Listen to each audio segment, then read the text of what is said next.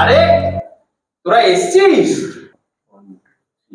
দেখো দাদা, এখানে আর এইখানে খালি বিস্কুটের প্যাকেট পড়ে। খালি বিস্কুটের প্যাকেট পড়ে? বাহ, ভালো হয়েছে। রোজ সারা জিমের মধ্যে ছুঁচোগুলো এসে উৎপাত করছিল, বিষ মিশিয়ে রেখেছিলাম, খেয়ে নিয়েছে, মরে যাবে। देखा आपने लापरवाही का नतीजा है।